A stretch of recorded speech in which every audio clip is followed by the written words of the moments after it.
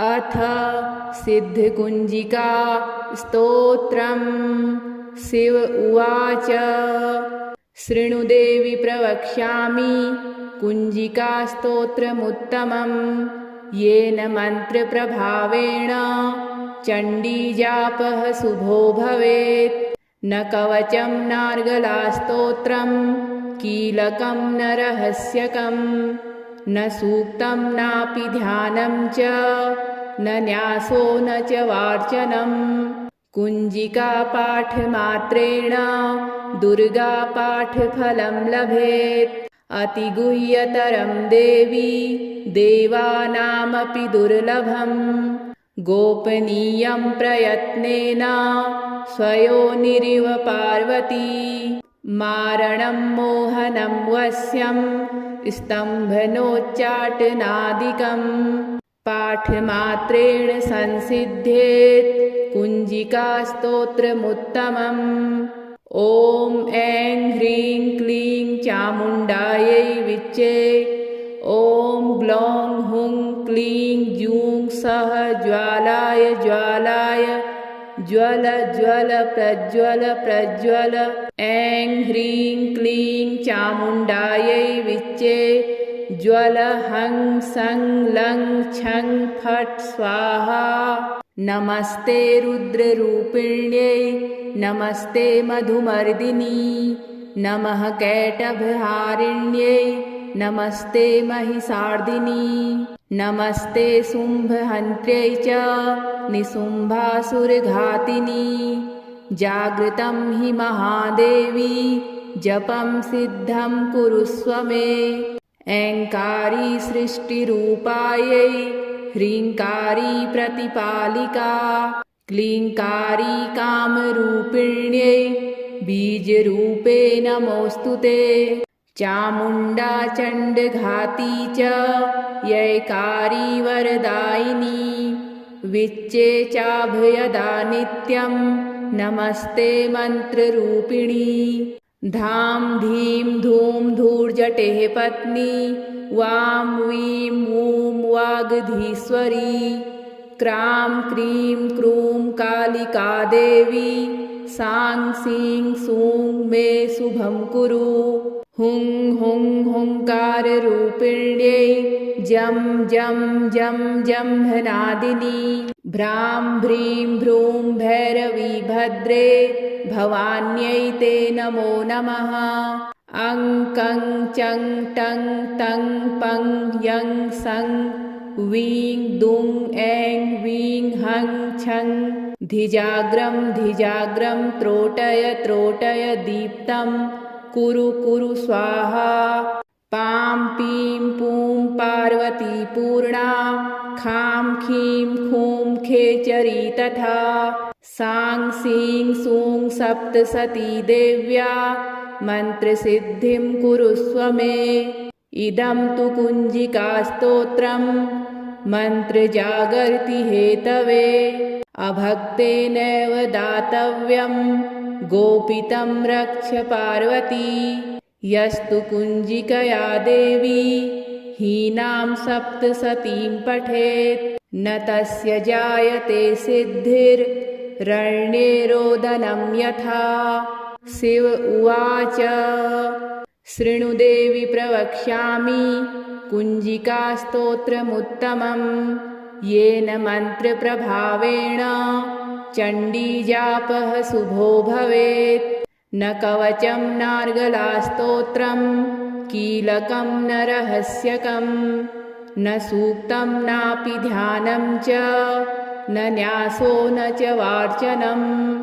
कुञ्जिकापाठमात्रेण दुर्गापाठफलं लभेत्। अतिगुह्यतरं देवी देवानामपि दुर्लभम्।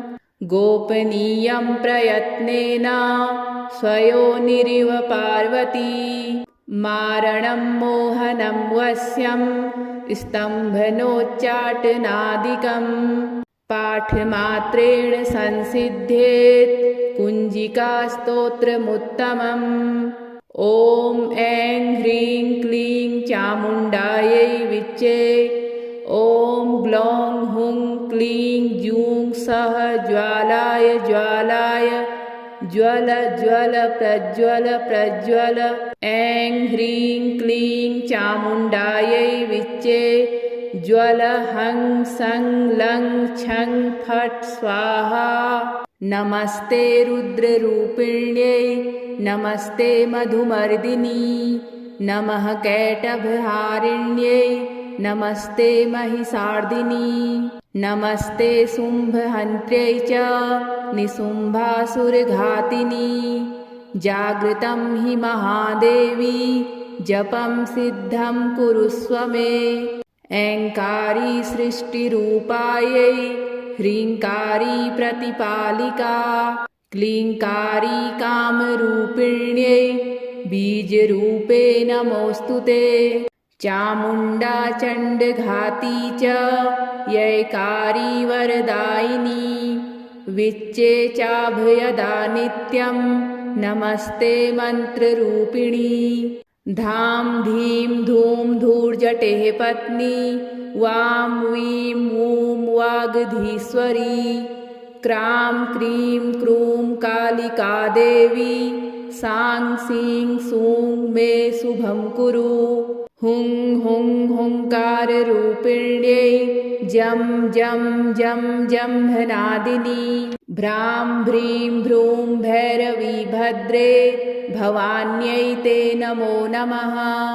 अं कं चं टं तं पं यं सं वीं दुं ऐं वीं हं छं।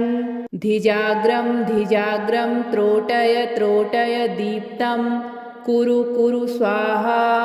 पां पीं पूं पार्वती पूर्णा खां खीं खूं खेचरी तथा सां सीं सूं सप्तसती देव्या मन्त्रसिद्धिं कुरुष्व मे। इदं तु कुञ्जिकास्तोत्रं मन्त्रजागर्ति हेतवे अभक्तेनैव दातव्यं गोपितं रक्ष पार्वती। यस्तु कुञ्जिकया देवी हीनां सप्तसतीं पठेत् न तस्य जायते सिद्धिर्रण्ये रोदनं यथा।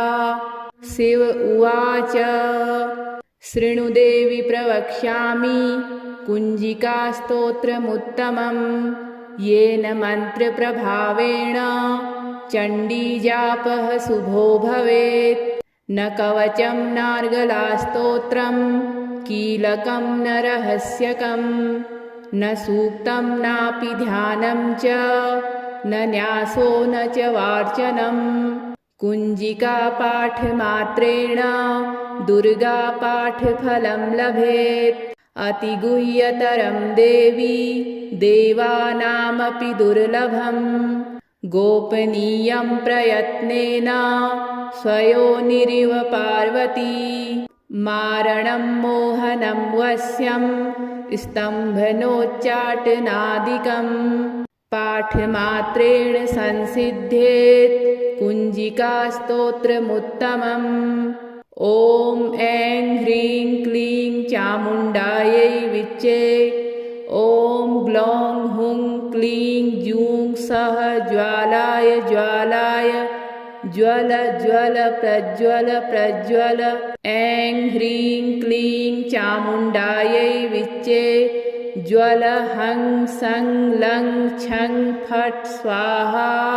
नमस्ते रुद्ररूपिण्यै नमस्ते मधुमर्दिनी नमः कैटभहारिण्यै नमस्ते महिषार्दिनी नमस्ते शुम्भहन्त्र्यै च निशुम्भासुरघातिनी। जागृतं हि महादेवी जपं सिद्धं कुरुष्व मे। ऐङ्कारी सृष्टिरूपायै ह्रीङ्कारी प्रतिपालिका क्लीङ्कारी कामरूपिण्यै बीजरूपे नमोऽस्तु ते। चामुण्डा चण्डघाती च यैकारी वरदायिनी विच्चे चाभयदा नित्यं नमस्ते मन्त्ररूपिणी। धाम धीम धूम धूर्जटेः पत्नी वां वीं वूं वागधीश्वरी क्रां क्रीं क्रूं कालिका देवी सां सीं सूं मे शुभं कुरु हुं हुं हुंकाररूपिण्यै जं जं जं जम्भनादिनी भ्रां भ्रीं भ्रूं भैरवी भद्रे भवान्यै ते नमो नमः अं कं चं टं तं पं यं सं वीं दुं ऐं वीं हं छं धिजाग्रं त्रोटय त्रोटय दीप्तं कुरु कुरु स्वाहा पां पीं पूं पार्वती पूर्णा खां खीं खूं खेचरी तथा सां सीं सूं सप्तसती देव्या मन्त्रसिद्धिं कुरुस्व मे इदं तु कुञ्जिकास्तोत्रं मन्त्रजागर्ति हेतवे अभक्तेनैव दातव्यं गोपितं रक्ष पार्वती यस्तु कुञ्जिकया देवी हीनां सप्तसतीं पठेत् न तस्य जायते सिद्धिर्रण्ये रोदनं यथा शिव उवाच शृणु देवि प्रवक्ष्यामि कुञ्जिकास्तोत्रमुत्तमं येन मन्त्रप्रभावेण चण्डीजापः शुभो भवेत् न कवचं नार्गलास्तोत्रं कीलकं न रहस्यकं न सूक्तं नापि ध्यानं च न न्यासो न च वार्चनं कुञ्जिकापाठमात्रेण दुर्गापाठफलं लभेत् अतिगुह्यतरं देवी देवानामपि दुर्लभं गोपनीयं प्रयत्नेन स्वयोनिरिव पार्वती मारणं मोहनं वश्यं स्तम्भनोच्चाटनादिकं पाठमात्रेण संसिद्धेत् कुञ्जिकास्तोत्रमुत्तमम् ॐ ऐं ह्रीं क्लीं चामुण्डायै विच्चे ॐ ग्लौं हुं क्लीं जूं सः ज्वालाय ज्वालाय ज्वल ज्वल प्रज्वल प्रज्वल ऐं ह्रीं क्लीं चामुण्डायै विच्चे ज्वल हं सं लं छं फट् स्वाहा नमस्ते रुद्ररूपिण्यै नमस्ते मधुमर्दिनी नमः कैटभहारिण्यै नमस्ते महिषार्दिनी नमस्ते शुम्भहन्त्र्यै च निशुम्भासुरघातिनी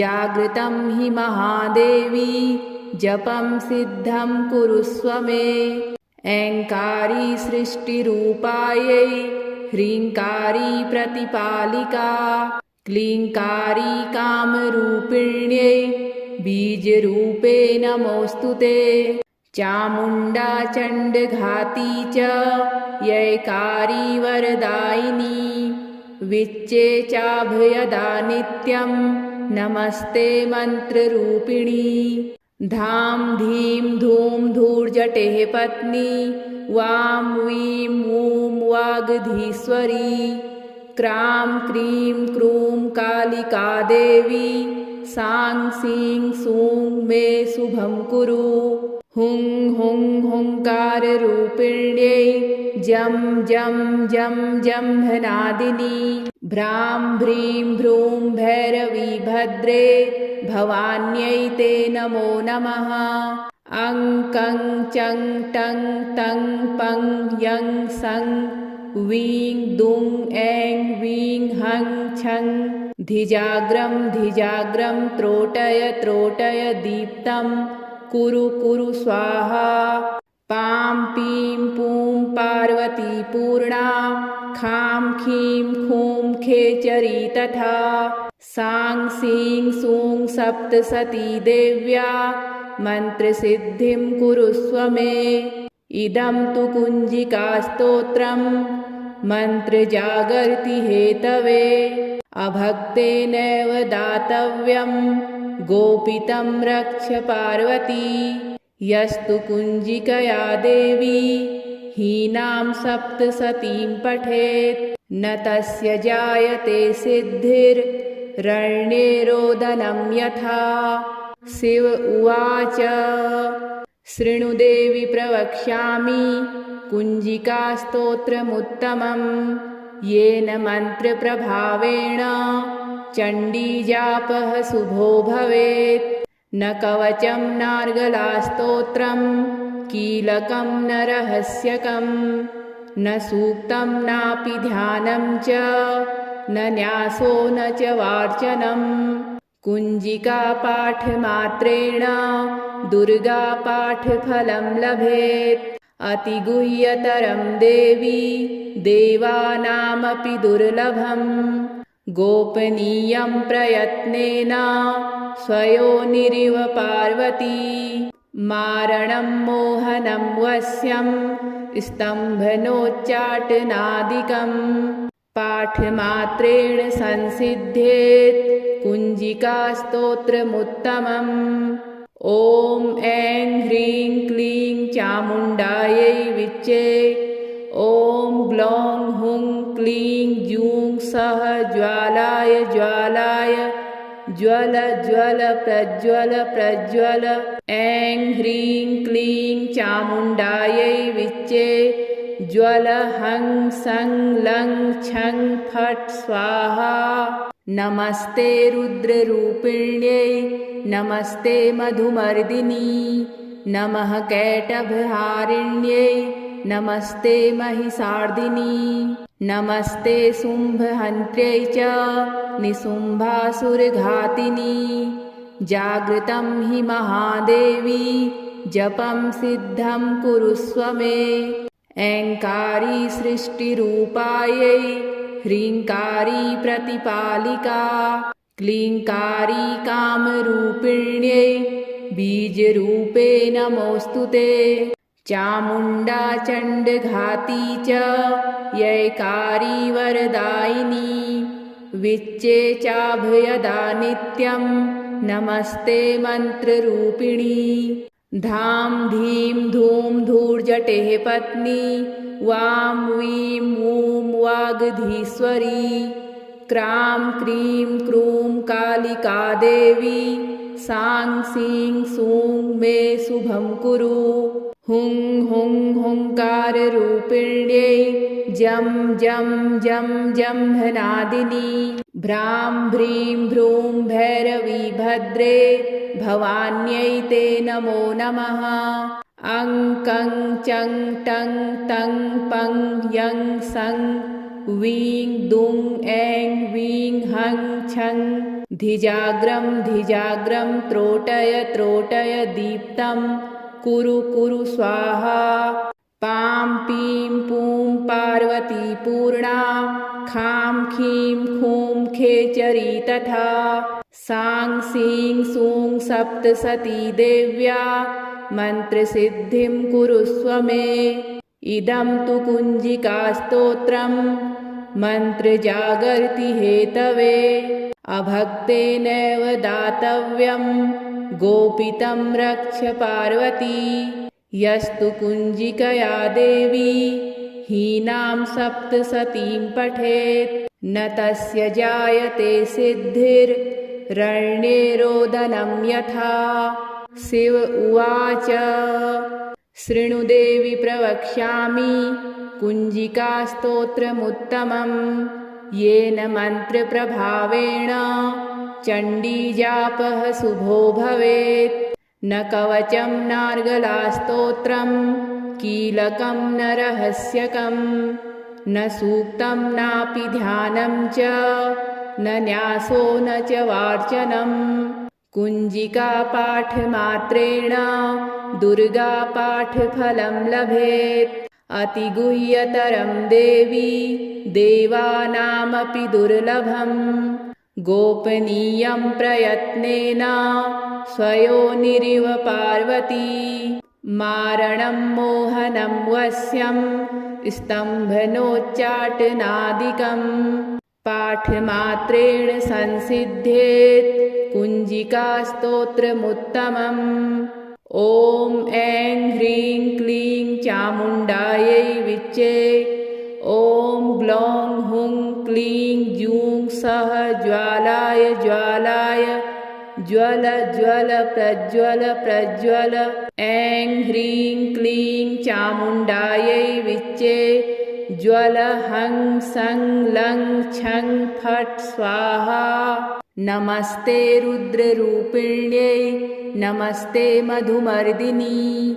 नमः कैटभहारिण्यै नमस्ते महिषार्दिनी। नमस्ते शुम्भहन्त्र्यै च निशुम्भासुरघातिनी। जागृतं हि महादेवी जपं सिद्धं कुरुष्व मे। ऐङ्कारी सृष्टिरूपायै ह्रीङ्कारी प्रतिपालिका। क्लीङ्कारी कामरूपिण्यै बीजरूपे नमोऽस्तु ते। चामुण्डा चण्डघाती च यैकारी वरदायिनी। विच्चे चाभयदा नित्यं नमस्ते मन्त्ररूपिणी। धां धीं धूं धूर्जटेः पत्नी। वां वीं वूं वागधीश्वरी। क्रां क्रीं क्रूं कालिका देवी। सां सीं सूं मे शुभं कुरु। हुं हुं हुंकाररूपिण्यै जं जं जं जम्भनादिनी। भ्रां भ्रीं भ्रूं भैरवी भद्रे भवान्यै ते नमो नमः। अं कं चं टं तं पं यं सं वीं दुं ऐं वीं हं छं। धिजाग्रं धिजाग्रं त्रोटय त्रोटय दीप्तं कुरु कुरु स्वाहा। पां पीं पूं पार्वती पूर्णा। खां खीं खूं खेचरी तथा। सां सीं सूं सप्तसती देव्या मन्त्रसिद्धिं कुरुष्व मे। इदं तु कुञ्जिकास्तोत्रम् मन्त्रजागर्ति हेतवे। अभक्तेनैव दातव्यं गोपितं रक्ष पार्वती। यस्तु कुञ्जिकया देवी हीनां सप्तसतीं पठेत् न तस्य जायते सिद्धिर्रण्ये रोदनं यथा। शिव उवाच शृणु देवि प्रवक्ष्यामि कुञ्जिकास्तोत्रमुत्तमम्। येन मन्त्रप्रभावेण चण्डीजापः शुभो भवेत्। न कवचं नार्गलास्तोत्रं कीलकं न रहस्यकं। न सूक्तं नापि ध्यानं च न न्यासो न च वार्चनम्। कुञ्जिकापाठमात्रेण दुर्गापाठफलं लभेत्। अतिगुह्यतरं देवी देवानामपि दुर्लभम्। गोपनीयं प्रयत्नेन स्वयोनिरिव पार्वती। मारणं मोहनं वश्यं स्तम्भनोच्चाटनादिकम्। पाठमात्रेण संसिध्येत् कुञ्जिकास्तोत्रमुत्तमम्। ॐ ऐं ह्रीं क्लीं चामुण्डायै विच्चे। ॐ ग्लौं हुं क्लीं जूं सः ज्वालाय ज्वालाय ज्वल ज्वल प्रज्वल प्रज्वल। ऐं ह्रीं क्लीं चामुण्डायै विच्चे। ज्वल हं सं लं छं फट् स्वाहा। नमस्ते रुद्ररूपिण्यै नमस्ते मधुमर्दिनी। नमः कैटभहारिण्यै नमस्ते महिषार्दिनी। नमस्ते शुम्भहन्त्र्यै च निशुम्भासुरघातिनी। जागृतं हि महादेवी जपं सिद्धं कुरुष्व मे। ऐङ्कारी सृष्टिरूपायै ह्रीङ्कारी प्रतिपालिका। क्लीङ्कारी कामरूपिण्यै बीजरूपे नमोऽस्तु ते। चामुण्डा चण्डघाती च यैकारी वरदायिनी। विच्चे चाभयदा नित्यं नमस्ते मन्त्ररूपिणी। धां धीं धूं धूर्जटेः पत्नी वां वीं वूं वागधीश्वरी। क्रां क्रीं क्रूं कालिका देवी सां सीं सूं मे शुभं कुरु। हुं हुं हुंकाररूपिण्यै जं जं जं जम्भनादिनी। भ्रां भ्रीं भ्रूं भैरवी भद्रे भवान्यै ते नमो नमः। अं कं चं टं तं पं यं सं वीं दुं ऐं वीं हं छं। धिजाग्रं धिजाग्रं त्रोटय त्रोटय दीप्तं कुरु कुरु स्वाहा। पां पीं पूं पार्वती पूर्णा खां खीं खूं खेचरी तथा। सां सीं सूं सप्तसती देव्या मन्त्रसिद्धिं कुरुस्व मे। इदं तु कुञ्जिकास्तोत्रं मन्त्रजागर्ति हेतवे। अभक्तेनैव दातव्यं गोपितं रक्ष पार्वती। यस्तु कुञ्जिकया देवी हीनां सप्तसतीं पठेत् न तस्य जायते सिद्धिर्रण्ये रोदनं यथा। शिव उवाच शृणु देवि प्रवक्ष्यामि कुञ्जिकास्तोत्रमुत्तमं। येन मन्त्रप्रभावेण चण्डीजापः शुभो भवेत्। न कवचं नार्गलास्तोत्रं कीलकं न रहस्यकं। न सूक्तं नापि ध्यानं च न न्यासो न च वार्चनं। कुञ्जिकापाठमात्रेण दुर्गापाठफलं लभेत्। अतिगुह्यतरं देवी देवानामपि दुर्लभम्। गोपनीयं प्रयत्नेन स्वयोनिरिव पार्वती। मारणं मोहनं वश्यं स्तम्भनोच्चाटनादिकं। पाठमात्रेण संसिद्धेत् कुञ्जिकास्तोत्रमुत्तमम्। ॐ ऐं ह्रीं क्लीं चामुण्डायै विच्चे। ॐ ग्लौं हुं क्लीं जूं सः ज्वालाय ज्वालाय ज्वल ज्वल प्रज्वल प्रज्वल। ऐं ह्रीं क्लीं चामुण्डायै विच्चे। ज्वल हं सं लं छं फट् स्वाहा। नमस्ते रुद्ररूपिण्यै नमस्ते मधुमर्दिनी। नमः कैटभहारिण्यै नमस्ते महिषार्दिनी। नमस्ते शुम्भहन्त्र्यै च निशुम्भासुरघातिनी। जागृतं हि महादेवी जपं सिद्धं कुरुस्व मे।